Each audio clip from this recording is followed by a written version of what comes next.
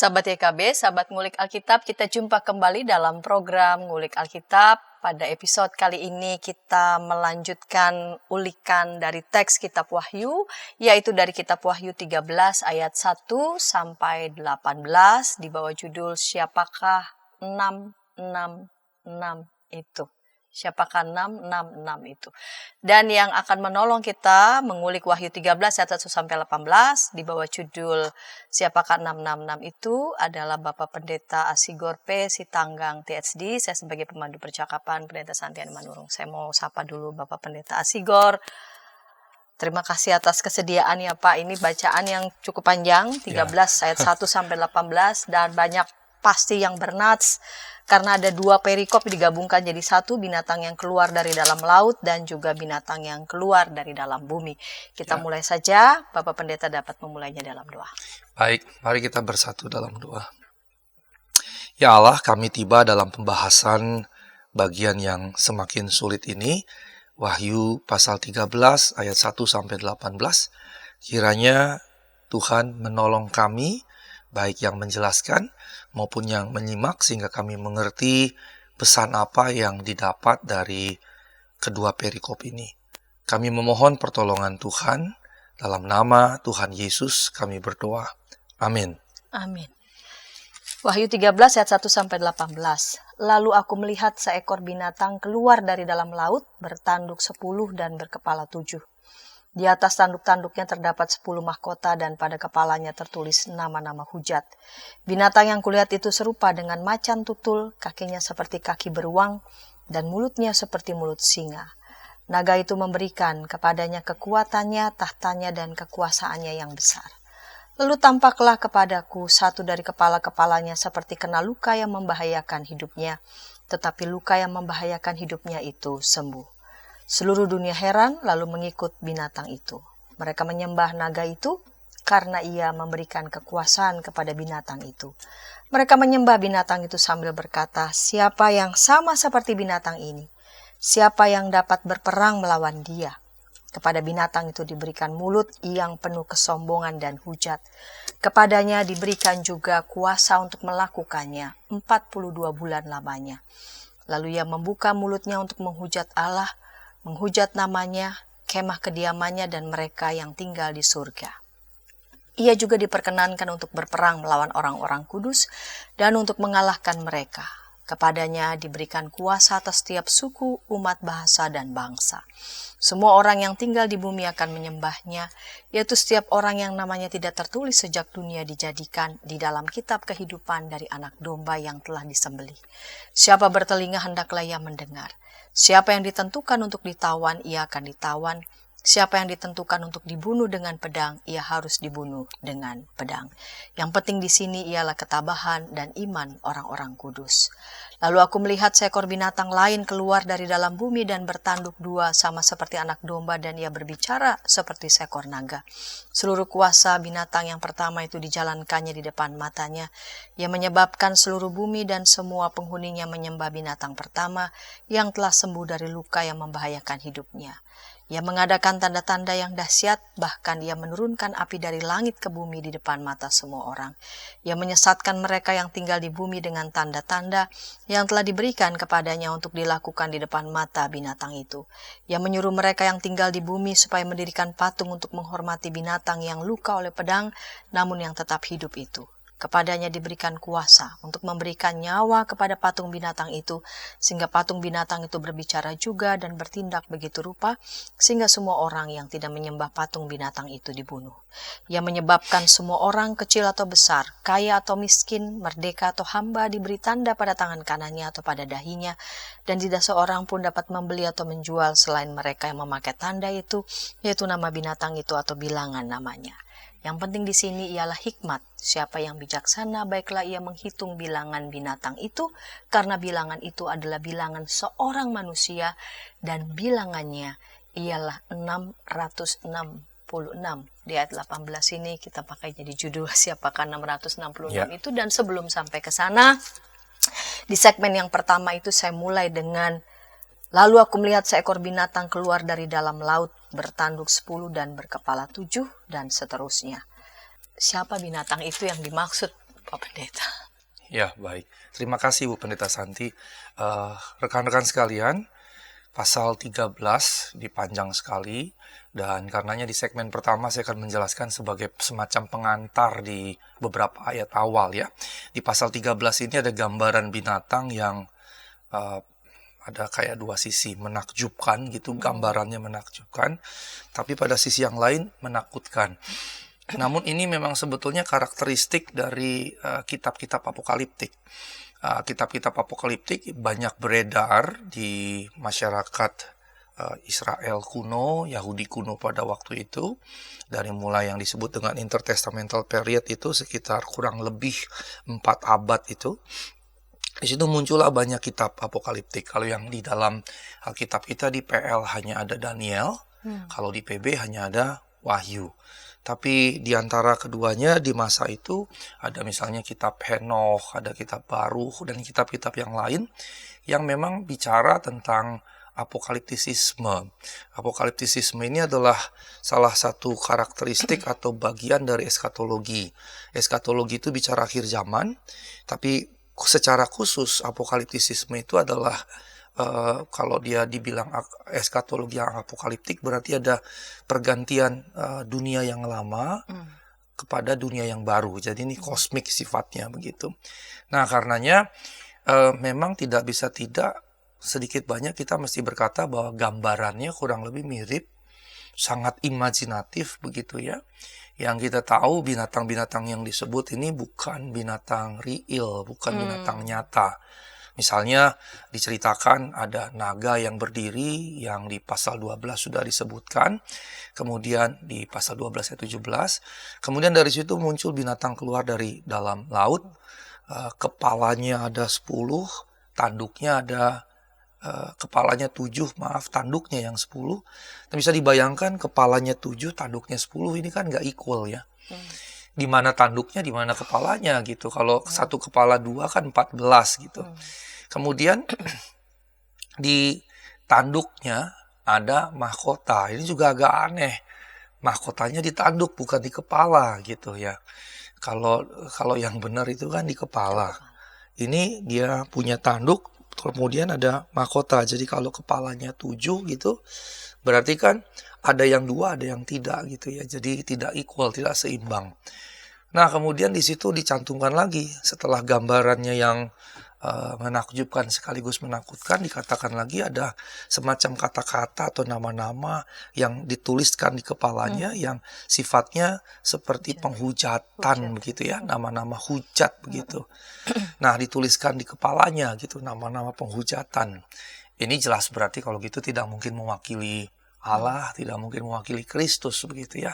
Dan kita tahu naga memang di pasal 12 itu menggambarkan iblis begitu ya. Nah, jumlah kepala dan tanduk ini menunjukkan bahwa binatang ini berasal dari naga, dan sepertinya ya itu tadi mewakili naga yang disebutkan di pasal 12 perikop atau pasal sebelumnya, yang berarti mewakili gambaran jahat dari si naga tadi. Nah, simbolisme kepala dan tanduknya ternyata juga sama dengan naga. Jadi asosiasinya begitu erat antara naga di pasal 12 dengan binatang di pasal 13 yang pertama, karena ini adalah makhluk atau binatang yang pertama. Nah, kemudian digambarkan di sini ayat 2 ya. Kekuatannya, tahtanya, kekuasaan yang besar. Jadi dia punya kuasa, wewenang, kekuatan yang besar. Itu sebabnya di banyak tafsir eskatologis, terutama di beberapa kelompok yang menyukai eskatologi, KKR akhir zaman segala macam, biasanya ini nanti diasosiasikan dengan kekuasaan di zaman akhir ini. Ya, kita memang menyebutnya zaman akhir karena memang dari sejak gereja muncul disebut zaman akhir. Yang dibedakan dengan akhir zaman di bagian ujungnya. Dari sejak gereja itu zaman akhir. Nah, di zaman sekarang ini banyak model yang seperti itu, mengasosiasikan binatang dengan kuasa, wewenang, kekuatan besar dengan kekuasaan besar zaman sekarang. Nah, kalau kekuatan zaman sekarang yang besar dulu sempat dirujuk pada Amerika Serikat. Ketika Uni Eropa muncul sempat dirujuk kepada Uni Eropa. Tidak persis kita terima benar, tapi warningnya juga menjadi perhatian begitu ya, bahwa kita harus hati-hati dengan setiap entah individu ataupun lembaga, negara yang punya kekuasaan, wewenang, kekuatan yang besar. Mengapa? Potensi untuk rusaknya jadi besar ketika diselewengkan dibandingkan kekuatan kuasa yang kecil begitu. Kritik mereka atau katakanlah dalam tanda kutip ramalan mereka terkait misalnya Uni Eropa, kenapa bagi mereka ini mungkin saja begitu? Karena dari negara-negara Eropa yang maju tapi kecil-kecil ketika gabungan jadi kekuatan yang besar. Nah, ketika digabung dalam banyak skala, kekuatan mereka melampaui Amerika Serikat gitu, dan memang kan untuk penyeimbang begitu ya. Tapi kita harus hati-hati karena bahaya sekali ketika dia diselewengkan. Jadi memang kita harus waspada, hati-hati dengan upaya membesarkan kuasa, wewenang, kekuatan. Kalau ada orang, misalnya kita bawa dalam konteks sinode, ada orang yang ingin mengejar kekuasaan sebagai ketua sinode, harus hati-hati dengan niat dan upaya itu. Nah, penampilannya digambarkan binatang buas semua, macan tutul. Dikatakan penampilannya kayak macan tutul, tapi kakinya seperti beruang, berarti besar sekali kan. Kaki beruang kan besar, macan tutul kan tidak besar. Terus mulutnya singa, berarti kan besar sekali. Ini biasanya untuk roaring, untuk aumannya gitu. Nah, kemudian sang naga memberikan kekuasaan, tahta, dan lain-lain yang besar kepada binatang itu. Dan ini jadi menarik ya, berarti sebetulnya tidak pada dirinya sendiri, sesuatu yang given gitu. Nah, yang menarik ada yang memberikan given kepadanya, dan ini menarik. Jadi ada sosok naga, ada sosok binatang, kekuasaan, wewenang, tahtanya segala macam, kekuatannya bukan pada dirinya sendiri, tidak inherent pada dirinya, tapi given dari sang naga ini. Yang paling tidak bisa dua hal digambarkan. Yang pertama, sang naga berarti sangat berkuasa begitu ya, sangat powerful. Ini sebetulnya gambaran yang menarik dari Alkitab. Kadang-kadang iblis digambarkan sebegitu berkuasanya. Walaupun kadang-kadang iblis digambarkan sebegitu tidak berkuasa begitu. Kalau lihat narasi dalam Petrus dan Yakobus memang digambarkan seperti singa yang mengaum.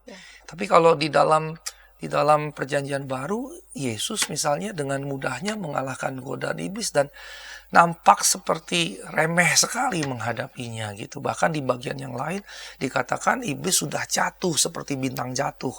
Bintang jatuh kalau zaman dulu, sekarang itu berarti kan meteor. Zaman dulu kan mereka nggak bisa bedain bintang, bulan, planet, asteroid, meteor. Pokoknya kalau yang bercahaya itu bintang semua. Maka bintang jatuh itu maksudnya adalah meteor. Nah, kalau saya geser sedikit, khotbah Yesus akhir zaman 24-25, bintang-bintang berjatuhan, itu bukan bintang harfiah, itu adalah meteor begitu. Nah, meteor yang jatuh itu yang disebut bintang jatuh. Nah, Tuhan bilang, lihat iblis seperti bintang jatuh. Maksudnya kekuasaannya udah kalah begitu. Di bagian yang lain juga, Paulus juga berkata bahwa iblis telah dikalahkan dan surat hutang telah dipakukan segala macam. Jadi ada semacam dialektika bagaimana Alkitab melihat bagaimana sosok iblis ini pada satu sisi telah dikalahkan, tapi pada sisi yang lain mengerikan kekuasaannya gitu ya. Dan dialektika ini nampaknya harus dijaga keseimbangannya. Dia tidak boleh berat sebelah gitu. Jangan menggambarkan terlalu menakutkan sehingga Tuhan jadi kalah, jadi mengecil. Di sebagian kan gitu, kita ditakut-takuti. Tapi juga jangan terlalu berlebihan menganggap sepele segala macam begitu ya. Dan kalau kita lihat kan gambaran-gambaran ini kan mengikuti konteks. Yang konteks kita mungkin berbeda tapi tidak menganulir dia punya kekuatan begitu. Nah, itu yang pertama. Tapi yang kedua, ternyata kekuatan dia bisa dia distribusikan kepada yang lain yang menghasilkan kekuatan yang besar. Ini sebetulnya bicara apa? Waktu dia berbagi kekuatan ke sini kan bukan berarti dia kehilangan kekuatan. Jadi ini sebetulnya bukan kalau dalam ilmu silat gitu ya, kalau saya bagi tenaga saya berkurang, tenaga dia jadi milik dia, bukan. Tapi dengan demikian dia tidak mengurangi otoritasnya, tapi di sini bertambah. Ini kalau menurut saya lebih kepada pengaruh. Ini lebih kepada pengaruh. Jadi dia memberikan kuasa ke sini yang saya tafsir sebagai ini bukan kayak berbagi energi begitu, sehingga dia kekurangan sedikit begitu. Seperti kalau kita air panas kita campur ke air yang tidak panas, maka terserap energi. Nggak seperti itu, tapi ini lebih kepada influence, pengaruh. Sehingga dia berubah memiliki kekuatan karena pengaruh itu. Kira-kira seperti itu. Nah kemudian kalau kita lihat bagaimana menafsir Wahyu beberapa waktu yang lalu, ada preteris, historis, futuris, dan simbolis begitu ya. Maka mereka yang mendekati kitab Wahyu, para futuris istilahnya, akan melihat ini tentang ramalan datangnya antikristus. Dan di pasal ini, pasal 13, muncullah sosok ini. Akhirnya dari situ muncullah banyak spekulasi tentang antikristus yang menguasai bumi dan bumi yang menyembahnya. Walaupun sebetulnya istilah antikristus tidak digunakan di dalam perikop ini. Tidak digunakan, yang digunakan binatang. Nah antikristus sebetulnya digunakan di surat Yohanes, 1-2 Yohanes. Begitu. Dan orang yang memahami ini sebagai satu kesatuan korpus Johanninum, ya, kelompok surat-surat atau tulisan Yohanes dari Injil 1, 2, 3 Yohanes dan Wahyu, bisa menganggap ya kan karena penulisnya sama berarti antikristus di 1, 2 Yohanes ya 666 ini antikristus gitu. Kadang-kadang saya menemukan main dicampur begitu saja. Kemudian misalnya pembinasa keji di dalam Injil-Injil kanonik di Markus 13, kemudian di Matius 24, 25, di Lukas juga ada sosok begitu yang kemudian berdiri di atas bait Allah gitu. Maka banyak orang menganggap pembinasa keji sama dengan antikristus, sama dengan 66. Belum lagi ditambahkan nanti di 1 Tesalonika dan 2 Tesalonika terutama ada manusia durhaka. Maka 4 istilah ini seringkali main dipukul rata seakan-akan sama gitu ya. Nah biasanya yang melakukan ini adalah mereka yang memahami dalam perspektif futuristik tadi, dalam pendekatan futuristik. Nah di sini di perikop atau di pasal ini ayat 1 sampai 18 muncullah banyak spekulasi antikristus yang menguasai bumi, bumi menyembahnya. Tapi kita mesti ingat pasal 1 ayat 1 bahkan pasal 1 ayat 3. Hal-hal yang segera terjadi dan waktunya sudah dekat. Nah, kalau kita bicara tentang eskatologi, misalnya bertobatlah sebab kerajaan surga sudah dekat. Banyak orang menafsir dekatnya dari segi segera, kesegeraan, yang juga dimiliki oleh Paulus di 1 Tesalonika, kitab 1 Tesalonika ketika dia berkata, sebagian kita tidak akan mati, Tuhan datang. Artinya dekat sekali. Kalau sebagian kita berarti jemaat Tesalonika, berarti juga Paulus. Artinya sebelum mereka mati Tuhan datang. Berarti itu kan 1 abad juga nggak sampai gitu. Paling 20-30. Ya, umur paling berapa? Apalagi zaman dulu kan. Sehingga disebut dengan near eskatologi, eskatologi dekat, kesegeraan. Tapi yang jadi persoalan adalah waktu Tuhan bilang kerajaan surga sudah dekat, sebetulnya konsepnya bukan kedekatan waktu, bukan tempus konsepnya. Tapi lokus, dalam pengertian apa? Dia yang adalah Raja Sorga datang ke bumi. Kedekatannya adalah presensia Kristi tadi, kehadiran Kristus gitu. Di situ kedekatannya. Jadi bukan kedekatan dalam segi 10 tahun lagi, 20 tahun lagi, 100 tahun lagi. Nah, kesalahan pemahaman kedekatan ini seringkali kemudian jadi nubuat-nubuat. Oh, Tuhan mau datang 92 dulu tuh pernah begitu. Tuhan mau datang tahun 2000, pernah juga begitu tahun 2000. Dan biasanya kemudian kalau ada wabah kayak COVID kemarin, mulai tuh baik di Amerika, 1-2 di Eropa ada, di Indonesia juga ada yang bilang Tuhan segera mau datang. Dan memang kebiasaan ketika ada wabah besar, seruan akhir zaman, khotbah akhir zaman, Tuhan segera datang selalu muncul. Kenapa? Karena ngerujuk beberapa topik yang kemarin kita bahas, didahului dengan salah satunya sakit penyakit, wabah gitu. Dan Yesus juga di Matius pasal 24-25 juga sedikit menyinggung itu. Nah, otomatis kita kalau ada wabah kaitin ke situ. Padahal tidak harus begitu. Tapi ini berbeda dengan pasal 1 ayat 1 dan pasal 1 ayat 3. Ketika dikatakan di ayat 1 segera terjadi kesegeraan, di ayat 3 dikatakan sudah dekat kedekatan. Ini berarti bukan bicara kedekatan Tuhan datang nanti, tapi kedekatan event-event yang sedang diceritakan di dalam kitab Wahyu tadi, begitu. Nah, kalau dia bicara kedekatan waktu atau event yang akan terjadi tadi, maka kalau gitu yang paling dekat siapa? Nah, karenanya Kalau kita lihat bagaimana dia ditulis, katakanlah kalau kita ambil paling tidak ada biasanya 2 rujukan. Kalau yang dirujuk misalnya Kaisar Nero berarti tahun 70-an, 65 sampai 75 ditulis Wahyu, tapi kalau yang dirujuk Domitianus bisa saja 95. Tapi ada yang berkata bahkan kitab Wahyu ditulis abad kedua, awal abad kedua. Jadi dengan kata lain ketika kita bicara waktu penulisan, paling tidak ada 3 versi. 3 versi. Saya biasanya ngambil yang tengah, yang moderat. Kalau ini relatif cepat, relatif dekat gitu ya. Kalau ini relatif jauh gitu. Kita mesti mencari di abad kedua, di masa kapan mereka mengalami persekusi. Kalau ini jelas gitu. Tapi yang ini kita mesti cari kapan momen persekusi. Karena momen Wahyu adalah momen persekusi. Nah, kalau kita hitung dari penulisan yang moderat lah, katakan tahun 90-an sampai tahun 2000 lebih ini, apa yang memenuhi ayat 1 dan ayat 3 segera terjadi, waktunya sudah dekat? Kan tidak ada. Everything is just running well sampai sekarang. Semuanya jalan baik-baik saja. Penguasa silih berganti, kekuasaan silih berganti, toh tetap saja gitu. Kemudian biasanya kalau saya berargumentasi begini ada lagi yang mengutip, tapi Petrus bilang 1 hari 1000 tahun bagi Tuhan sama dengan 1 hari. Saya katakan ya itu tidak boleh dihitung secara matematis. Tidak berarti kemudian satu sama dengan 1000 gitu. Jadi 1000 tahun waktu kita bagi Tuhan 1 hari. Maksudnya justru bagi Tuhan waktu itu sudah selesai. That's the point gitu. Bagi Dia yang Maha Tahu, sejarah manusia sudah selesai. Itu poinnya.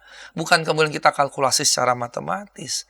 Nah, karenanya kalau kita rujuk lagi ayat 1, ayat 3 dari pasal 1, segera terjadi dalam waktu dekat. Nah, 2000 tahun berjalan, nggak ada yang terjadi. Tuhan tidak datang kan gitu, atau belum datang lebih tepatnya. Jadi dengan kata lain, yang dia rujuk tidak serta-merta otomatis kedatangan Tuhan dalam keseluruhan. Bahwa pasal 21-22 bicara langit baru, bumi baru, Yerusalem baru, dan seterusnya. Itu kan di ujung sekali. Sehingga karenanya kita mesti memahami kitab Wahyu, cakupannya itu waktunya luas sekali gitu. Tapi mayoritas tidak bicara yang periode akhir itu gitu. Mayoritas tidak bicara itu. Nah, kalau kita lihat misalnya pasal 6 sampai 11 gitu ya. Kita telah melihat kesegeraan nubuat yang ada di situ dan menggenapi pernyataan bahwa hal-hal ini harus segera terjadi. Kalau kita lihat pasal 12, di situ ada cerita naga, perempuan dan anak. Maka para penafsir akan berkata 2. Pertama, perempuan itu bisa Israel, karena anak itu pasti Mesias, yang melahirkan Mesias, menghadirkan Mesias, atau Mesias berasal dari Israel. Atau yang kedua, Maria. Banyak yang akan mereferensinya kepada Israel, karena lebih kepada aspek etnisitas. Bahwa dia adalah dari Yehuda, anak Daud, dan seterusnya. Walaupun ada juga tetap yang dalam konteks pengagungan kepada Maria, ya betul-betul perempuan ya Maria gitu. Tapi biasanya perempuan disematkan kepada umat. Misalnya kita sebagai orang percaya disebut mempelai perempuan, Kristus mempelai laki-laki, itu kan bahasa metaforik. Maka perempuan ini tidak perlu harus dipahami secara gender berarti Maria, tapi metaforik berarti umat, yaitu Israel. Tapi intinya yang dikisahkan di pasal 12 kan udah terjadi. Ini kan sebetulnya bicara perginya mereka ke Mesir ketika Herodes ngamuk dan membunuhi, sehingga pemahaman pembacaan secara metaforis dari Wahyu 12, ya berarti Herodes motivasinya dikendarai oleh si iblis, kira-kira begitu ya, kira-kira begitu. Sehingga karenanya pembacaan tadi sekali lagi dia harus dibaca dalam kerangka waktu yang sangat panjang. Nah, bab 13 kemudian mengungkapkan apa yang terjadi berikutnya. Bukan mengungkapkan apa yang terjadi 2000, 3000, 4000 tahun kemudian gitu. Jadi 6, 11 terjadi, 12 baru kemudian 13. Sehingga 13 juga dalam perspektif preteris sudah terjadi sebelumnya. Nah, karenanya sekali lagi dia tidak bicara pada apa yang terjadi 2000 tahun kemudian. Tetapi apa yang terjadi setelah kehancuran Yerusalem di tahun 70-an Masehi ketika Jenderal Titus datang menyerbu Israel, khususnya Yerusalem, bait Allah dihancurkan begitu kan. Konon dibakar dan dijarah, dan harta benda dari bait Allah yang mayoritas dari emas dibawa ke kota Roma. di topik yang lain, di materi yang lain, saya pernah bahkan menggambarkan ilustrasi yang dibikin para artis, bagaimana mereka mengangkuti benda-benda yang dari emas itu, begitu.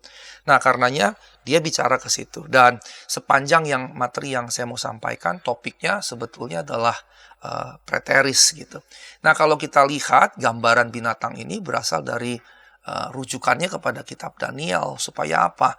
Supaya para pembaca bisa melihat bahwa binatang yang disebutkan di Wahyu 13 ini sebetulnya penggenapan kedatangan yang disampaikan di Daniel 7. Jadi Wahyu 13 seperti mau ngeklik ke Daniel, khususnya pasal 7. Karena bagaimana Daniel pasal 7 menjelaskan binatang-binatang yang ada, itu relatif sejalan dengan apa yang disebutkan dalam Wahyu pasal 13 begitu. Jadi kemudian misalnya di dalam kitab Daniel ada disebut 4 binatang, 3 binatang. Pertama singa beruang macan tutul, sama dengan kitab Wahyu kan, singa beruang macan tutul. Binatang keempat justru yang menarik di situ, nggak seperti binatang lainnya. Dan di sini katakan bertanduk 10, sama dengan kemudian Wahyu 13. Jadi walaupun nggak sama persis, tapi ada paralelitas di situ, ada kesejajaran yang digambarkan, sehingga kita nggak bisa tutup mata ini sebetulnya ngomong ke sini. Nah, ketika kemudian 4 binatang itu dipahami sebagai kerajaan-kerajaan yang berkuasa pada zaman itu sampai ke sini, maka sangat mungkin sebetulnya kemudian Wahyu sedang bilang, yang di sini adalah yang disebutkan di sana, yang mulai dari Babel, Media Persia, Yunani, kemudian Romawi, begitu kira-kira bisa sampai seperti itu. Demikian sebagai pengantar. Baik. Ibu Santiani. Baik Pak Pendeta, kita lanjut untuk yang kedua. Terlebih lagi kita lihat di ayat 11 dan selanjutnya ya. Kita akan ulas segmen kedua, namun sebelumnya kita dengarkan pesan-pesan berikut ini. Shalom adik-adik, hari ini Kepik berkeliling dari desa ke desa. Kepik pengen ke rumah Pak Tani. Coba, ada yang tahu nggak di rumah Pak Tani ada apa saja? Ayo coba tebak. Apa coba? Betul, ada sapi. Mo. Mereka sekarang rukun dan jalan bersama-sama pulang ke rumah Pak Tani. Kak Evelyn, tapi sebelum tidur aku mau dengar dongeng dulu. Katanya tadi sudah ngantuk. Pokoknya aku mau dengar dongeng dulu kakak. Jadi pangku nih. Kayak cerita ya, siap? Ayam buta hanya bisa mendengar suara orang berseru-seru sambil berlari. Lari, kebakaran. Sekarang kodok lumpuh itu bebas berada di atas punggung semua ayam. Kemanapun dia mau pergi, ayam-ayam siap membawanya dengan senang hati.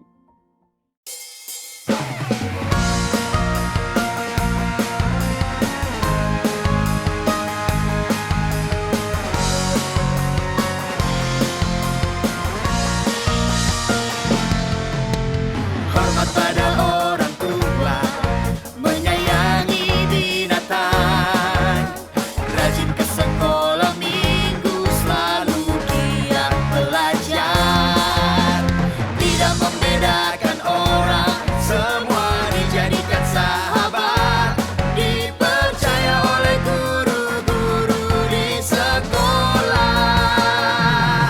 Kiki dan Didi, sahabat yang baik, gembira menolong siapapun, membela yang lemah, menegur yang salah. Kiki dan Didi, sahabat yang asyik. Hai kiddos. Ku datang dan Inci, betul. Kodok lumpuh dan ayam buta. Kiddy time.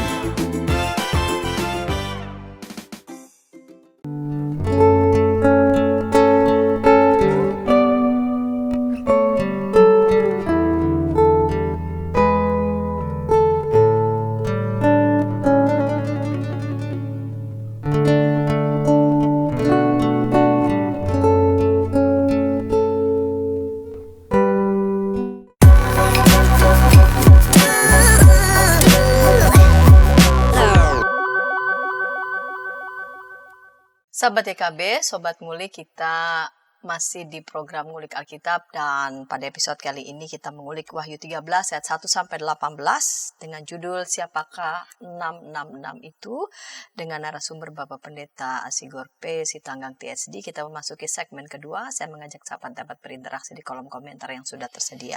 Kita lanjut segmen kedua ini ya Pak Pendeta. Di segmen pertama itu seekor binatang keluar dari dalam laut. Pak Pendeta sudah menyampaikan panjang di segmen pertama. Begitu juga bagian pengantar. Ini yang kedua adalah keluarnya dari dalam bumi binatang yang lain. Ini sosok seperti apa atau siapa?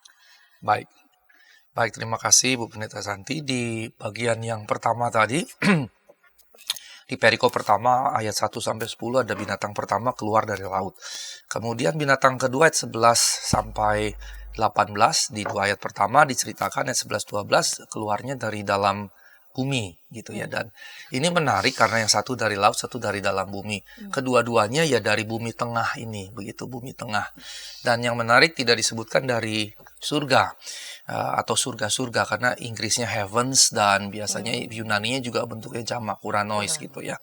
Nah, kemudian kenapa tidak dari surga? Nampaknya penulis kitab Wahyu ini, ya, terlepas dari apakah kita berasumsi ini penglihatan betul dari Allah atau hasil imajinasi teologisnya yang dia kembangkan begitu, tapi yang jelas dia secure, dia jaga baik-baik Uranos itu Allah gitu. Karena nanti di bagian akhir Yerusalem baru turunnya dari mana? Dari langit begitu. Dari langit, dari atas, dari surga. Begitu. Kemudian membaharui gitu ya, langit baru bumi baru. Perhatikan sebetulnya waktu narasi di bagian akhir langit baru bumi baru, yang dibaharui sebetulnya langitnya, bukan surganya gitu, bukan surga begitu ya. Makanya Elai di situ tidak membuat surga baru bumi baru, makanya Elai mengubahnya langit baru dan bumi baru, yang biasanya itu sampai troposfer. Nah, kalau sampai troposfer ya masih bagian bumi. Tapi kalau lihat narasinya dari atas gitu turun ke bawah. Dan ini nampaknya betul-betul hati-hati menulisnya. Jangan sampai biasanya kalau kita berimajinasi kan bisa aja bablas gitu. Nampaknya di sini dia konsisten. Jadi satu dari dalam laut, satu dari dalam bumi. Tetap tatarannya dunia di sini, begitu. Dan tidak disebut juga dari dunia orang mati, dari Hades, nggak ada gitu. Begitu ya. Nah, binatang bertanduk dua ini gambarannya menarik. Digambarkan seperti anak domba, bicara seperti seekor naga. Ini agak mirip juga dengan narasi penglihatan sebelumnya. Di topik kita sebelumnya, ketika meterai dibuka gitu ya. Ada meterai kelima yang dibuka, di surga dibuka. Kemudian di situ ada anak domba. Kemudian anak domba juga jadi singa Yehuda. Tapi kalau di sini anak domba suaranya naga. Nah, itu bedanya. Jadi anak domba yang digambarkan di perikop sebelumnya yang kita bahas, anak domba dengan juga dilihat sebagai singa Yehuda, ini jelas. Ini merujuk Mesias gitu, karena ini gambarannya. Yang pertama anak domba, korban gitu kan, yang dikorbankan. Singa Yehuda ini kan bicara tentunya Yehuda, suku Yehuda sebagai pemimpin begitu ya. Dan singa kan memang gambaran pemimpin pemberani, jadi dikemas. Tapi anak domba di sini yang menarik, anak domba suara seperti naga. Menarik karena dia berusaha tampil seperti anak domba, padahal bukan anak domba. Terus kata-kata, jadi suara seperti naga kan berarti dia ngomong. Nah, kata-kata yang diucapkan menunjukkan dia seperti naga, yang berarti berasal dari naga. Meskipun berusaha seperti anak domba, ya dia tetap adalah bukan anak domba, melainkan naga. Ini jadi kayak cerita Snow White gitu ya, yang serigalanya nyamar jadi domba gitu ya. Snow White atau apa itu saya lupa. Yang red scarf itu ya, yang kemudian serigalanya nyamar jadi domba, serigala berbulu domba. Dari situ kan term itu muncul ya. Jadi ini seperti itu juga, anak domba sebetulnya naga atau naga berbulu domba. Kalau kemudian kita pahami anak domba semacam sebuah metafora untuk Mesias, berarti ini kan Mesias palsu. Nah, kalau tadi di pengantar sebelumnya saya katakan bahwa segera terjadi sudah dekat. Dan kalau rujukan dari sebagian penafsir berarti pasca tahun 70-an tadi, setelah penghancuran bait Allah segala macam. Maka ini sebenarnya bicara juga kemunculan nabi-nabi atau mesias-mesias palsu. Bisa juga dipahami seperti itu. Karenanya binatang ini dipahami memiliki peran keagamaan yang dianggap meniru anak domba Allah yang sejati. Dan ayat 12 digambarkan peranan yang lebih jauh di ayat 12. Kalau saya boleh baca sedikit ya. Seluruh kuasa dijalankan di depan matanya. Seluruh bumi, semua penghuninya menyembah. Nah, ada kata menyembah kan, penyembahan begitu ya. Kata penyembahan ini ya kata yang sama yang digunakan untuk ibadah, keagamaan, dan seterusnya. Dan binatang ini punya segala kuasa yang dimiliki binatang yang pertama. Dan ditekankan pada otoritas yang dimiliki, dijalankan di hadapan binatang pertama. Nah, peran binatang kedua di sini memaksa bumi penduduknya menyembah binatang pertama. Nah, di 10 ayat pertama Wahyu 13 kita lihat, tadi sudah disinggung tadi ya, bahwa ini berkaitan Wahyu 13 dengan Daniel 7. Di situ disebut 4 binatang yang 3-nya persis sama. Tadi macan tutul, beruang, dan singa. Kemudian digambarkan lagi punya tanduknya juga sama dengan Wahyu 13. Dan kita tahu ini Babel, Media, Persia, Yunani, dan Romawi. Maka salah satu pendekatan yang penting dalam preteris melihat dia berkaitan, dan berarti yang sedang dibahas adalah kekaisaran, kerajaan yang sedang berkuasa saat itu yang digambarkan dengan makhluk ini. Dan karenanya binatang pertama bisa dipahami mewakili kekaisaran Romawi. Mengapa membahas kekaisaran Romawi dengan gambaran binatang secara apokaliptik? Ya kalau mereka to the point bilang ini kaisar Romawi, ya masuk penjara dan dipersekusi, dihukum mati begitu. Jadi ini sebetulnya bicara kekaisaran Romawi dengan kekuatan militernya, kekuatan militer yang sangat kuat saat itu. Dan bisa dikatakan walaupun di era itu tetap masih ada Mesir, tetap ada juga masih ada Babel, tapi mereka sudah yang paling dominan zaman sekarang. Karenanya tadi di warning awal tentang bicara adanya kekuatan wewenang yang sangat besar, ini harus hati-hati begitu, hati-hati. Gairah ini cenderung tidak pas. Karena nanti untuk besar dia akan mendominasi orang lain dan cenderung menindas yang lemah-lemah tadi begitu ya.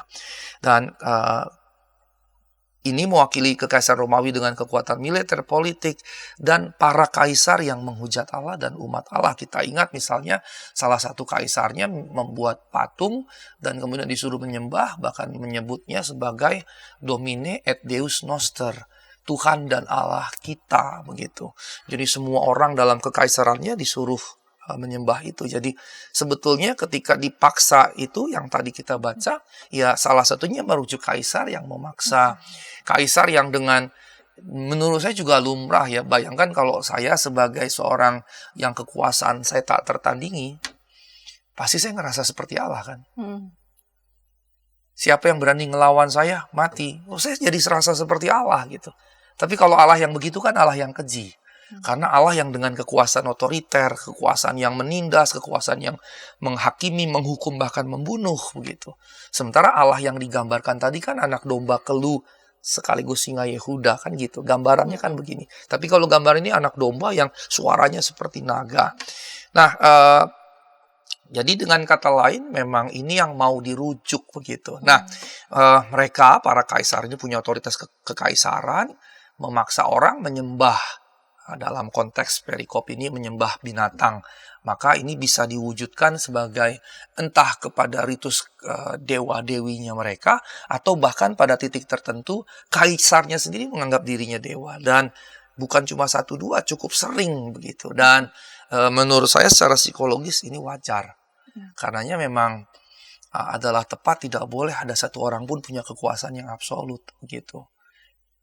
Tapi dalam model negara yang demokratis pun, demokrasi bisa disalahgunakan sehingga seseorang bisa punya kekuasaan yang mendekati absolut begitu. Apalagi kalau kekuatan militerisme itu disebar kemana-mana, bukan hanya di barak-barak, tapi di tempat-tempat yang seharusnya milik sipil. Kalau perkebunan dikuasai militer, rakyat nggak akan berani lagi demo. Sebab kalau demo berhadapan dengan senjata. Kira-kira seperti itu. Jadi sebetulnya narasi ini, narasi yang harus disuarakan di setiap tempat, di setiap zaman, kapanpun. Tidak boleh ada satu orang yang punya kekuasaan yang sangat besar. trias politika itu sebetulnya bagus, tapi sekarang Saling trias berbagi, politika bisa dikungkung dengan berbagai macam deal-deal politik. Luarnya saja nampaknya tetap ada trias politika, tapi ternyata dikuasai sedemikian rupa. Nah, karenanya binatang kedua menunjukkan bahwa di berbagai provinsi dan di daerah seluruh Kekaisaran Romawi, penduduknya dipaksa dan akan dipaksa melakukan pemujaan terhadap kaisar dan kekaisaran. Jadi bisa dipahami dalam pengertian kaisar sebagai sosok, tadi domine et deus noster tadi, atau bisa dipahami kekaisarannya sendiri sebagai sebuah pemujaan begitu. Ini juga harus hati-hati dengan nasionalisme. Harus hati-hati dengan nasionalisme. Saya ingat sekali waktu saya kuliah di Jerman, Ibu Santi, 6 tahun saya di sana, 2009-2015. Ya. Ketika perayaan hari, kalau kita kan 17 Agustus, hari kemerdekaan. Kalau mereka ada hari nasional besarnya mereka. Saya tanya pada teman saya, kenapa ya kok tidak ada upacara bendera segala macam? Teman-teman saya yang kuliah di Fakultas Teologi Universität Göttingen Jerman bilang begini dalam bahasa Jerman, Asigor, nasionalismus is bose, di dalam bahasa Jerman. Dia bilang nationalism is evil. Dia bilang Asigor, hati-hati, nasionalisme itu jahat. Mengapa? Mereka sudah punya sejarah kelam. Ya, Perang Dunia II. Perang Hitler, Dunia Kedua itu dengan nasionalisme. Nazi. Nasionalisme dan sosialisme tadi itu. Nasionalisme, sosialisme, Nazi itu kan ringkasan dari nasionalisme, sosialisme, Nazi. Dan pengalaman mereka, nasionalisme yang berlebihan justru jadi jahat. Apalagi ketika menganggap rasnya di atas dan ini di bawah. Karenanya ini juga nampaknya bisa dua, Ibu Bapak yang terkasih, bisa kultus terhadap sang kaisar sebagai domine et deus noster, sebagai Tuhan dan Allah kita. Jadi sosoknya sendiri dipuja, jadi pemujaan, kultus. Tapi bisa juga kekaisaran jadi kultus. Sehingga kalau ada yang menghina kaisar dan kekaisaran, ditangkap. Ada yang menghina kaisar, melawannya, ditangkap, dan seterusnya. Walaupun misalnya perlawanannya sah secara hukum. Misalnya sangat lumrah kalau kekaisaran prajuritnya datang ke sebuah desa, kota kecil, itu bisa mengambil harta benda di situ dan rakyatnya bisa jadi jatuh miskin. Lalu kalau mereka melawan, apakah tidak sah? Tapi pada waktu itu yang terjadi gitu. Kalau berani ngelawan ya makin tersiksa. Nah, kalau kita meriksa pasal 2 dan 3, kita melihat ada kota-kota di Asia ya. Ada kota-kota di Asia yang punya peribatan kepada kaisar yang sangat kuat di situ. Dan kita lihat juga di 7 gereja itu kan ada yang mulai suam-suam kuku, ada yang mulai karena persekusi ini segala macam. Itu kan sebetulnya menunjukkan bahwa kita jangan berpikir bahwa 7 gereja itu adalah daerah di mana Kristen mayoritas gitu. Kita salah memahami kalau seperti itu. Tidak, justru seringkali mereka minoritas dan karenanya mengalami aniaya. Dan karena mengalami aniaya, ada yang kemudian mundur, ada yang suam-suam kuku, ada yang meninggalkan gereja atau meninggalkan Tuhan, dan seterusnya. Karenanya adalah ada ucapan 7 tadi untuk mereka menguatkan diri dalam konteks tadi. Nah, kemudian di Wahyu 16 ayat 13 di situ dirujuk ada yang keluar dari mulut naga, mulut binatang, bahkan disebut nabi palsu. Nabi palsu. Jadi ritus pemujaan baik pada sosok maupun kepada kekaisaran sebagai lembaga nasionalisme tadi begitu ya, digambarkan atau disebut sebagai nabi palsu. Begitu ya. Karenanya ada 3 karakter utama di Wahyu 16 kalau kita maju ke depan. Ada naga, binatang, nabi palsu. Binatang yang kedua diberi gelar palsu itu sebabnya gambaran binatang bertanduk 2 seperti anak domba. Yang tadi saya sudah jelaskan. Seakan-akan Mesias gitu, tapi ternyata Mesias palsu dan artinya menipu orang untuk menyembah Allah palsu, bukan Allah yang benar. Bisa karena persekusi, karena macam-macam dan seterusnya. Nah, kemudian kita masuk kepada binatang yang kedua yang digambarkan mengadakan mukjizat-mukjizat besar. Bahkan menurunkan api dari langit. Apa maksudnya? Di ayat 14 dijelaskan bahwa ini untuk membujuk supaya penduduk menyesatkan, menyembah binatang pertama. ini sebetulnya bisa dipahami sebagai ancaman-ancaman sebetulnya ya, ancaman-ancaman. Mengapa? Kalau perang, salah satu model yang dipakai untuk perang adalah katapult, katapel besar, ada bola yang dibakar, kemudian ditarik, dilemparkan. Itu kan seperti api yang datang dari atas, dari langit gitu ya. Gitu, makanya Elai tidak bilangnya dari surga gitu. Elai dalam hal ini konsisten untuk selalu menerjemahkannya langit, bukan surga. Nah, bisa dibayangkan sebagai sebetulnya ancaman kalau nggak menyembah, nggak mengikuti, kalian akan dihabisi begitu dengan ini. Dan ini juga bisa kalau dilempari dengan bola besar yang dinyalakan, biasa zaman dulu kan kalau kita lihat di baik PL maupun PB, tapi PB tidak nampak jelas, PL nampak jelas, minyak kan masih mudah diambil. Gali sedikit saja di tanah itu minyak banyak. Saya kemarin berdiskusi dengan seorang teman yang bekerja di perusahaan tambang minyak.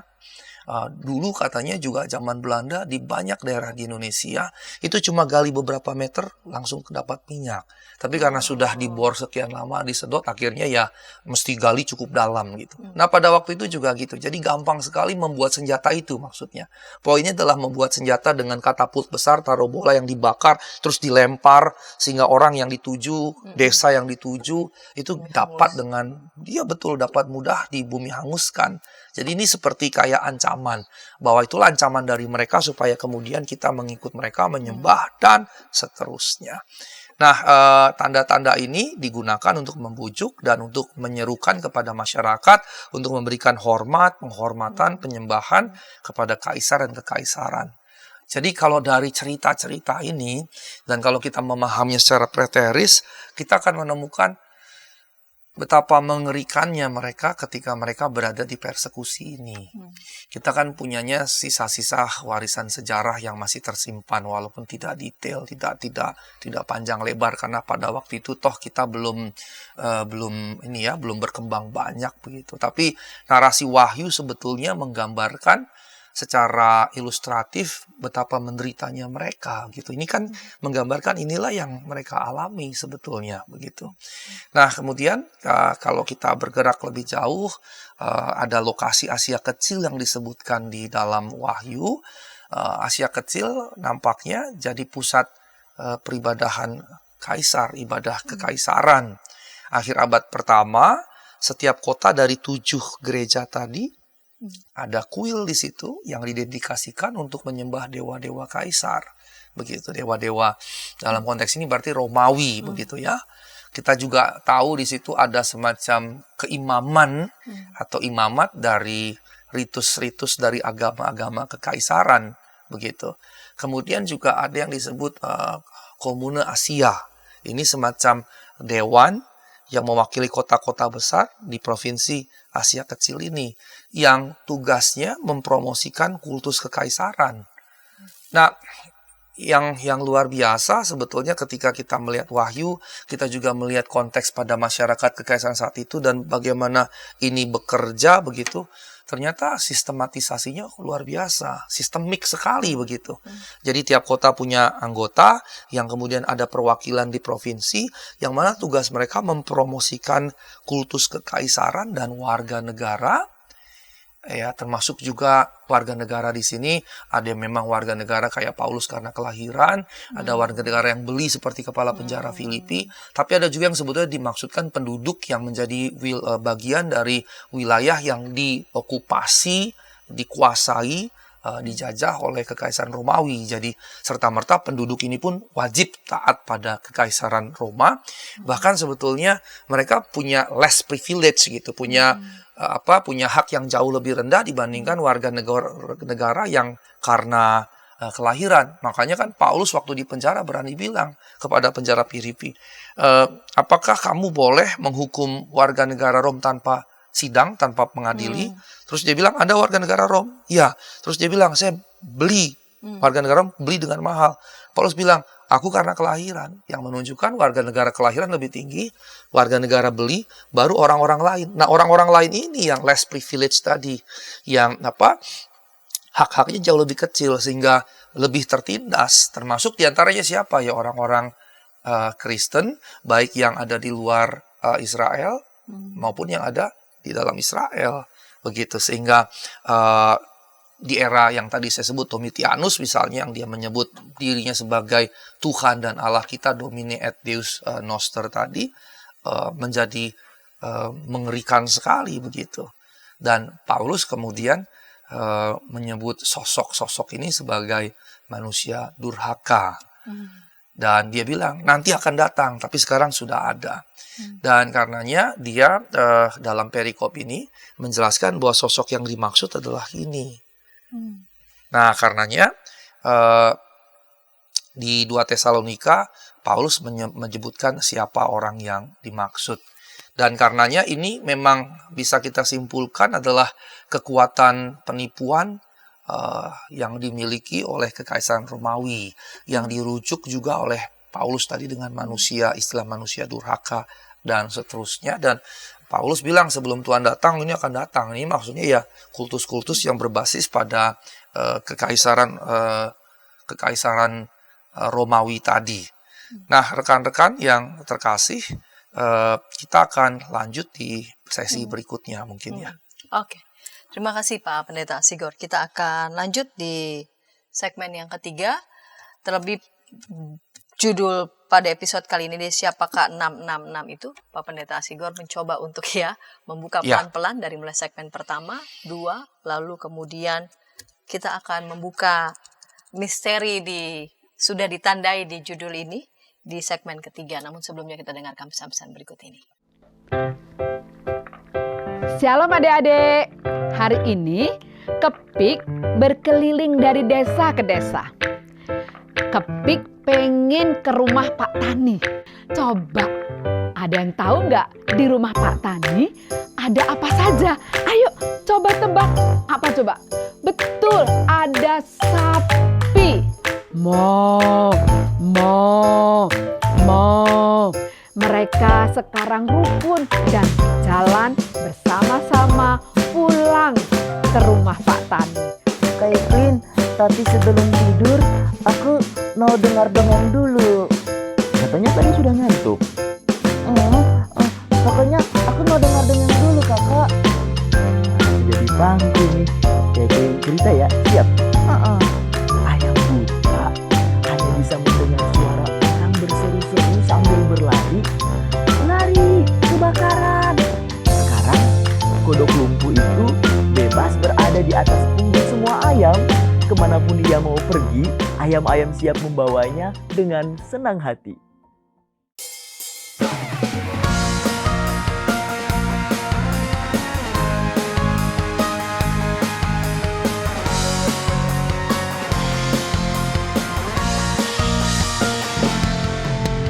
Hormat pada orang tua, menyayangi binatang, rajin ke sekolah minggu, selalu giat belajar, tidak membedakan orang, semua dijadikan sahabat, dipercaya oleh guru-guru di sekolah. Kiki dan Didi, sahabat yang baik, gembira menolong siapapun, membela yang lemah, menegur yang salah. Kiki dan Didi, sahabat yang asyik. Hai kiddos. Ku datang dan Inci, betul. Kodok lumpuh dan ayam buta. Kiddy time.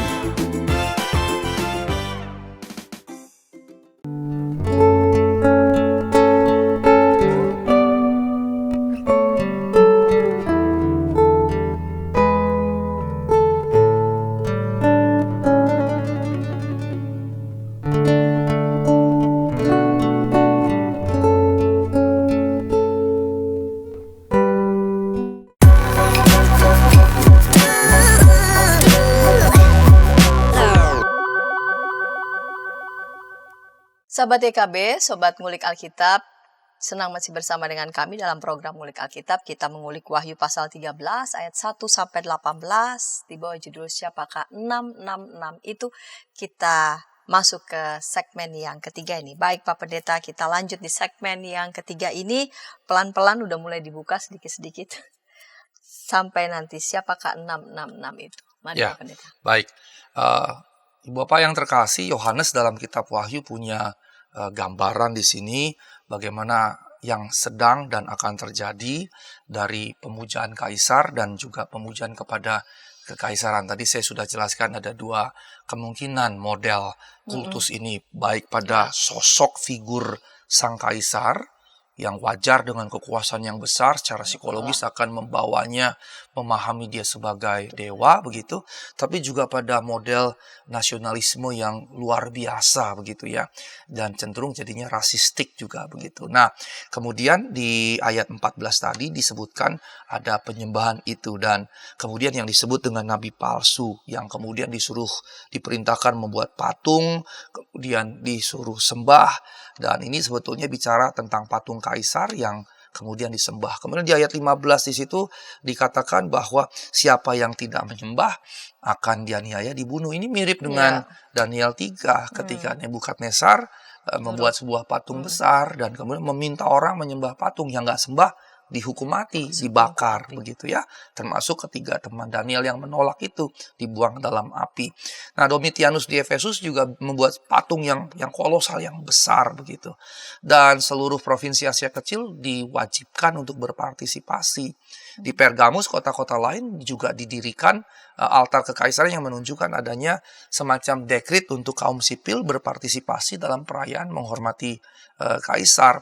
Nah, ayat 16-17 kemudian menyimpulkan gambaran yang menyedihkan, di mana orang-orang diberikan tanda di tangan kanan, di keningnya, supaya tidak membeli, tidak bisa menjual tanpa itu. Ini tanda kiasan maksudnya. Ya, jangan dipahami futuristik nanti ditaruh di sini begitu, ditulis 666.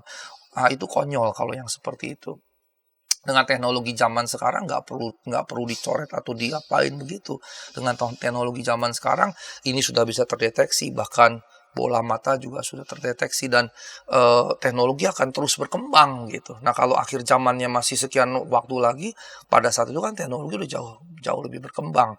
Karena jangan sampai dipahami seperti itu. Ya, tanda tersebut sebetulnya simbol kepemilikan.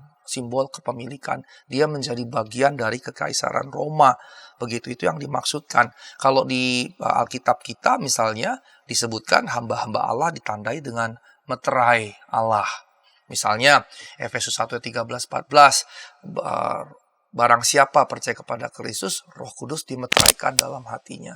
Ini kan bukan berarti ada cap gitu di dada saya gitu, enggak gitu. Itu kan bahasa simbolik gitu ya.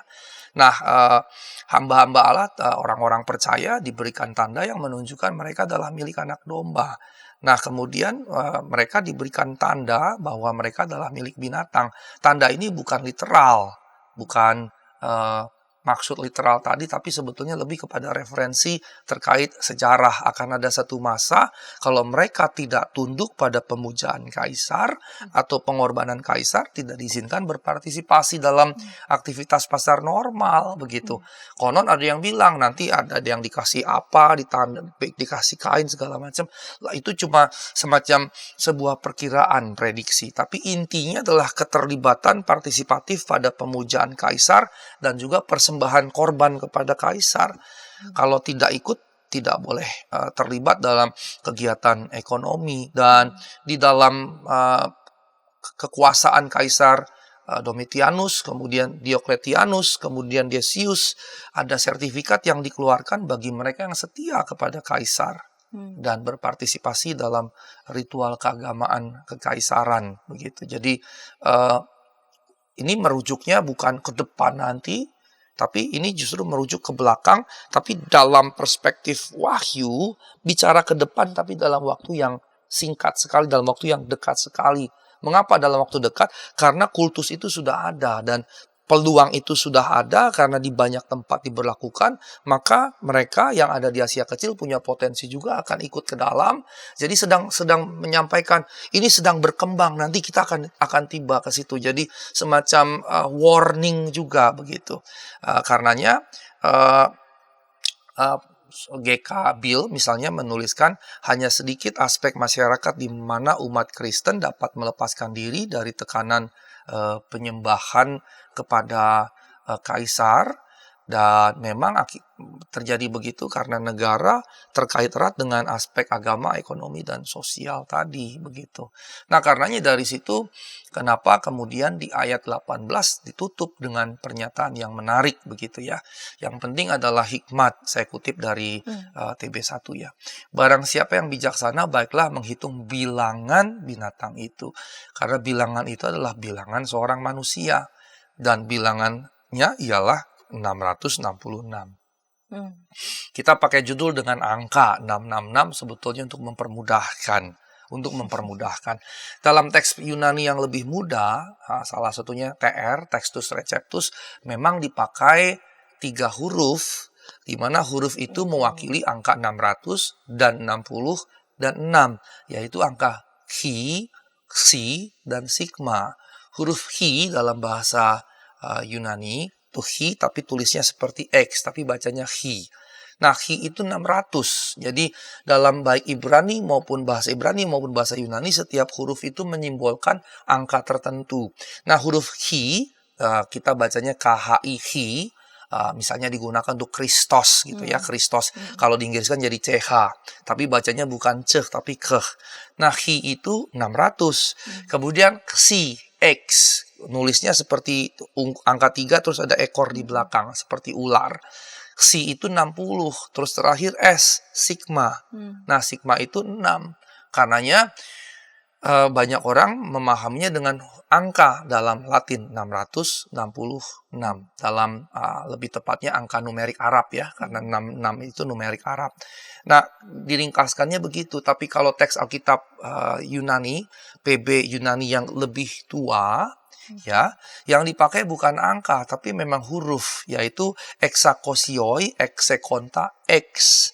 Nah, exakosioi itu artinya 600, exekonta itu 60, X itu 6. Gitu. Jadi, X itu 6. Jadi, exakosioi itu 600, exekonta itu X-nya 6, 60, sementara kemudian X-nya adalah 6. Karenanya LAI dengan tepat dan cukup banyak teks terjemahan Eropa, Inggris, Jerman, dan yang lain-lain, itu memang pakainya bukan angka, tapi huruf 666. Nah, kalau pakai angka gampang, 666. Tapi bayangkan kalau pakai huruf 666 kan jadi mustahil, sehingga logika bahwa itu akan ditaruh di dahi secara literal, harfiah, jadi konyol gitu. Itu kan bisa cocok kalau pakai Yunani yang lebih mudah. Ya, tulis 666 gampang, 666 gampang. Tapi kalau pakai terjemahan Yunani yang lebih tua, dan biasanya Ibu Bapak dalam Pendeta Santi dalam kritik teks memang tafsir Yunani itu adalah tepat kalau pakai yang lebih tua daripada yang lebih muda. Karena yang lebih muda kan berarti salinan, namanya nyalin, pasti ada koreksi, tambahan, pengurangan, perbedaan, dan seterusnya.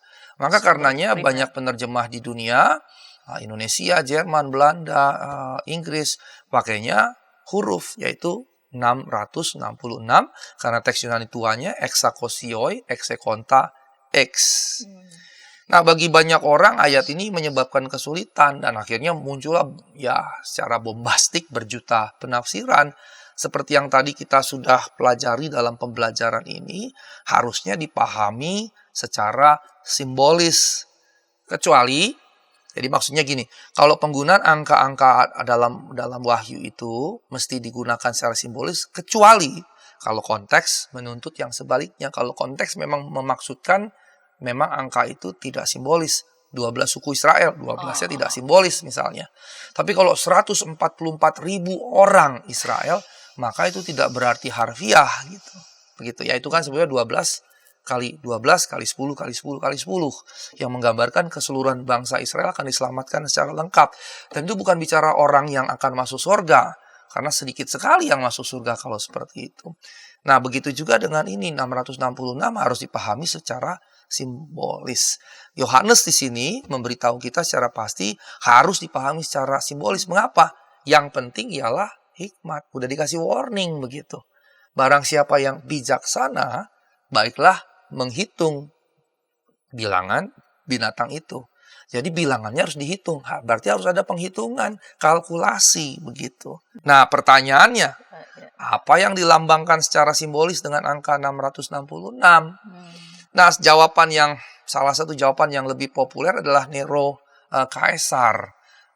Mengapa? Karena saya juga menggunakan ini ketika menjelaskan 666.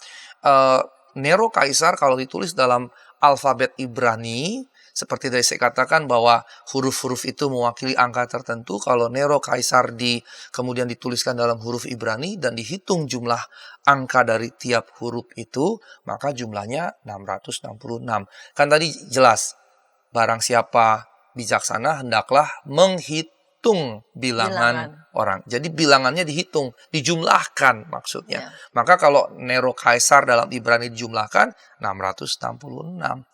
Nah, mengapa karenanya dipahami Nero jadi tanda binatang? Hal-hal yang kita baca tadi sebetulnya ketidakmampuan membeli dan menjual. Tapi di era Nero tidak terjadi sebetulnya, baru kemudian. Nah, kemudian ada yang memahami Nero akan mewakili binatang pertama, binatang yang luka parah sembuh, dan tidak akan mewakili binatang kedua, nabi palsu ini. Nah, kedua, tadi saya sudah sebut bahwa kalkulasinya kalau dalam bahasa Ibrani. Tetapi persoalannya lagi nih, untuk dapat 666 menghitung Nero Kaisar, ini harus ada effort, ada usaha, upaya di situ. Mengapa? Nama beliau nama Latin. Kemudian mesti diterjemahkan dulu ke bahasa Yunani, kemudian diubah lagi ke bahasa, bukan terjemahkan sebetulnya karena ini nama, tapi maksudnya hurufnya, huruf Latin diubah ke huruf Yunani, yang pasti ada perubahan, diubah lagi kepada huruf Ibrani, yang lebih pasti lagi ada perubahan. Mengapa? Kalau dalam Latin dan Yunani, konsonan dan vokal dianggap sama sebagai huruf yang mandiri, kalau Ibrani, vokal itu dianggap artikel. Yang dianggap huruf mandiri itu konsonan-konsonan gitu. Ya, jadi yang artikel-artikel kalau Nero Kaisar itu kan ada E, ada O, ada A lagi, ada E lagi, ada A lagi. Maka 5 ini kalau dihitung dalam Yunani jadi angka dan ada nilainya. Sementara dalam Ibrani dia hanya jadi artikel begitu. Nah, ini menjadi repot karena akan menghasilkan persoalan. Mengapa pula misalnya dari Latin mesti ke Yunani, mesti ke Ibrani begitu. Karena ini jadi punya asumsi. Asumsinya berarti waktu kitab ini belum ditulis tapi berupa tradisi lisan, ya, karena biasanya kita meyakini sebelum menjadi tulisan ada tradisi lisan dulu atau oral tradition.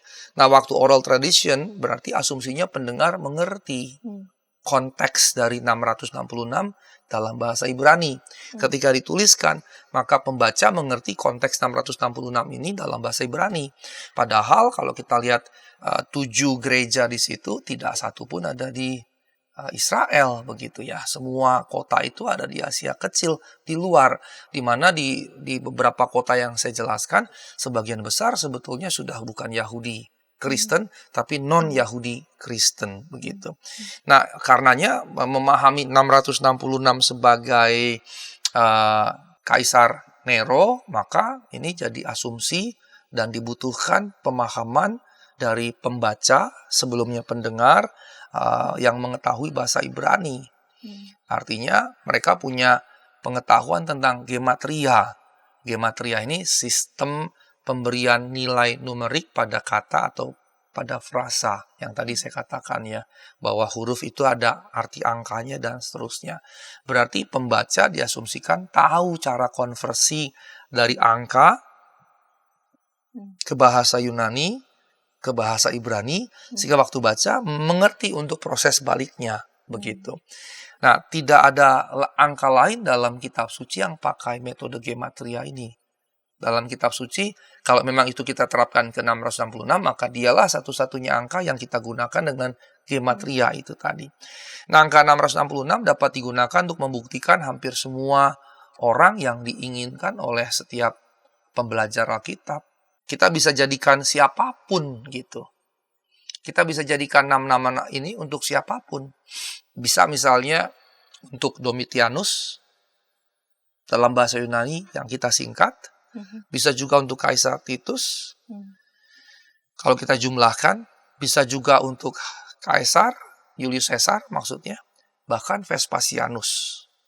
Yang lebih modern bisa ditujukan ke beberapa sosok di kemudian hari begitu. Termasuk kemudiannya Adolf Hitler ketika angka-angkanya dihitung. Tapi kalau kayak begini, ini kan jadi menyusahkan sama sekali prediksi atau penafsiran kepada siapa angka ini dirujuk, jadi sangat subjektif dan punya potensi bahaya untuk kemudian mengarahkan kepada orang yang tidak disukai oleh kelompok kekristenan tertentu gitu. Kalau kekristenan tertentu tidak suka dengan sosok si A gitu, ya udah kita labelin dia begitu. Maka misalnya siapa yang menyematkan itu ke Adolf Hitler? Ya tentunya musuh-musuhnya Adolf Hitler, kan begitu ya. Walaupun kemudian nanti dalam diskursus tentang ini ada dua konsep biasanya tentang figur dan fitur. Figurnya tentu bukan dia, tapi dia punya fiturnya, dia punya karakteristiknya begitu ya. Tapi tidak boleh kemudian serta-merta main seperti itu. Nah, di sini kemudian dikisahkan bahwa setelah narasi ini muncul, orang-orang kudus digambarkan menaklukkan binatang itu. Gambarannya dan jumlahnya. Ini bukan tiga hal yang berbeda. Intinya adalah bahwa segala sesuatu tentang binatang itu terlihat, jumlah total dari kejadian itu mengelilingi binatang itu, dan Wahyu 15 ayat 2 tidak mengatakan bahwa orang Kristen menaklukkan Nero. Begitu. Nah, kitab Wahyu penuh simbolisme dengan menggunakan angkanya. Kita misalnya banyak angka 7 dalam kitab ini. Termasuk 7 gereja, 7 meterai, 7 sangkakala. Kemudian ada 7 mangkuk, 7 roh, dan seterusnya. Kemudian angka 6 juga ada muncul walaupun tidak sebanyak angka 7 begitu ya. Kemudian penggunaan rangkap 3 dari angka 6 untuk menunjukkan ketidaklengkapan. Angka 6 tadi 666 tadi ya. Kalau angka 7 kesempurnaan, angka 6 justru dipahami ketidaklengkapan, ketidaksempurnaan. Maka ketika menggunakan angka 666, ini kan 3 kali. Maka ini sebetulnya menggambarkan ketidaklengkapan yang intensitasnya sangat kuat. Begitu. Yang intensitasnya sangat kuat. Maka Yohanes mengatakan bahwa untuk memahami ini kita perlu hikmat dan pengertian. Tapi Yohanes sebetulnya tidak sedang bicara tentang kecerdasan matematis gitu. Menerjemahkan dulu atau mentransliterasi Kaisar Nero ke Yunani, kemudian ke Ibrani, terus kita kalkulasi jumlahnya, dapatlah 666. Maksudnya berhikmat dan hitung binatang itu maksudnya bukan kecerdasan matematis tadi, tapi sebetulnya supaya orang-orang percaya jadi cerdas tidak tertipu oleh tipu daya binatang tersebut. Begitu. Nah, jadi dengan kata lain, 666 tidak bicara sosok individu, khususnya Kaisar Nero. Jadi tidak bicara figur. Tidak bicara figur sebetulnya. Dia tidak bicara figur dalam pengertian sosok, tapi dalam pengertian bahwa semua ini menggambarkan ketidaklengkapan yang sangat kuat begitu. Kalau Allah digambarkan Allah dengan segala hal yang mengitarinya, rohnya dan segala macamnya, digambarkan dengan 7 yang menggambarkan kesempurnaan tadi. Maka 666 sebetulnya kalau begitu menggambarkan siapanya? Lawannya. Menggambarkan yang bukan Allahnya tadi. Menggambarkan ya antitesis dari Allah tadi. Dan yang menarik adalah bahwa kemudian kepada Allah disematkan semua angka 7, kepada yang ini disematkan angka 6. Yang menunjukkan sekalipun ada 2 kekuatan, dia tidak seimbang. Dia tidak seimbang. Ini digambarkan kesempurnaan, ini ketidaksempurnaan, ketidaklengkapan. Tapi dengan menyebut 666, maka betul-betul tidak lengkap sama sekali. Intensitasnya kuat betul. Sehingga mau menyatakan ini sebetulnya tidak sebanding dengan ini. Makanya gambaran-gambaran berikutnya dan pada akhirnya semua akan dikalahkan begitu. Pada akhirnya iblis dan segala kejahatannya akan dikalahkan. Pada akhirnya dunia dibaharui, tidak jadi hancur total seperti gambaran awal. Ketika digambarkan kemudian mereka datang misalnya sujud menyembah, kalau nggak punya tanda nggak bisa beli dan seterusnya. Ternyata dia tidak berlaku permanen karena di bagian akhirnya diceritakan dia dikalahkan. Karenanya sekali lagi maka ini sebetulnya bicara intensitas ketidaklengkapan dari binatang atau berarti kekaisaran Romawi. Atau dengan kata lain ini seperti mau berkata sekalipun mereka kuat, berkuasa dan menyeramkan seperti makhluk-makhluk yang keluar tadi dari laut, satu lagi dari dalam tanah begitu, dan kalau tidak menyembahnya tidak bisa transaksi, bahkan bisa dibunuh dan seterusnya. Penyebutan 666 ternyata juga berarti it is not a never ending story gitu. Itu bukan everlasting story, bukan never ending story, tapi bahwa suatu saat dia akan berakhir. Suatu saat dia akan selesai. Begitu, dan karenanya jangan tertipu daya pada sesuatu yang sebetulnya tidak lengkap, tidak utuh, tidak sempurna, yang justru sangat tidak sempurna tadi, yang suatu saat dia akan berakhir, suatu saat dia akan selesai.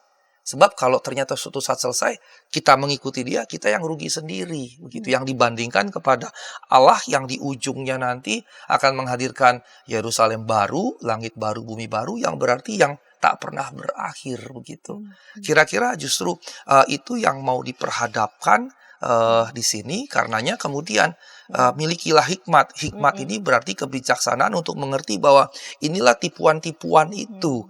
Dikatakan milikilah hikmat berarti harus punya persepsi baik teologis, spiritual maupun juga pengenalan akan ketidaksempurnaan, ketidaksucian atau kenajisan dari binatang itu dengan segala apa yang ditawarkan. Dan karenanya ini sebetulnya sedang mengkontraskan dua sebetulnya. Kerajaan Romawi, kerajaan Allah. Kultus kepada kaisar, kultus kepada Kristus.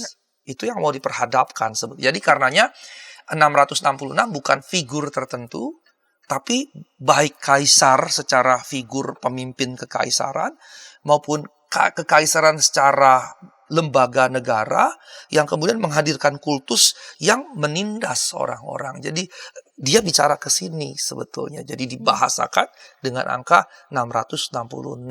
Sama sekali tidak sempurna, sama sekali ya bahasa kasarnya cacat gitu. Tidak sempurna kan cacat. Kecacatan yang sangat cacat karena triple tadi begitu kan. Triple tadi. Kecacatan yang sangat cacat, dan karena ingat hikmat, jangan ikuti itu. Karena waktunya pun cuma temporer. Jadi memperbandingkan kekaisaran Romawi dengan kerajaan Allah dan kemudian kaisar dengan Kristus. Karenanya hikmat yang dimaksud sebetulnya hikmat ini. Bukan mencari 666 ini.